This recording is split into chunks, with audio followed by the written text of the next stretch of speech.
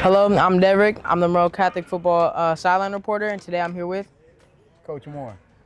I have a few questions for you today. So I heard around here you're a little famous. Some people may not know you though, so we'd like to have you tell them a little bit about yourself, about your coaching journey and what you do. Well, I'm line coach. Been coaching for a little bit over 30 years now. I started off coaching at St. Mary's High School, where I coached for about 27 years.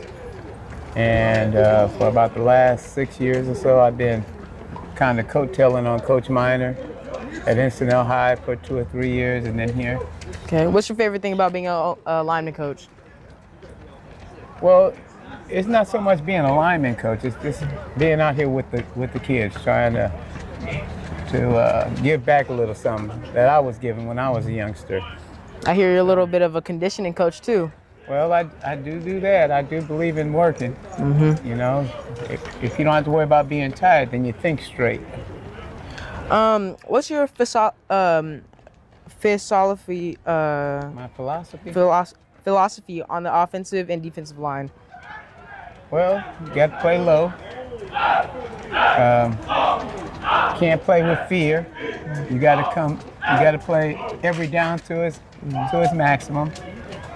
And there is a certain attitude that goes with that. It's not like being a running back or a receiver. Yeah. You get hit every play. Yep. So you got to have some fight in you. What do you tell them when that happens? What's something you usually always tell the line? Well, I don't know if you can put that on the film here, but it's you know, you just have to figure out. You know, every kid is different. I'll put it like that. There's some kids I can holler at. There's some kids I just got to pull to the side and calmly say something to them, and it works. Yeah. And but if I have to say it more than once or twice, then we got an issue. Yeah. In which case, it don't matter what they feeling. Sometimes you just got to get your feelings a little bit adjusted. What are some players we need to watch for this season? Well, I have Lance Mitchell. I have Hassan. Mm-hmm. I have Miles Moore. I call him Little Troy Dalpa. And those are my main guys. And of course, Richard. How can I forget Richard? Richard's going to be real special once we get through working with him this year. Okay.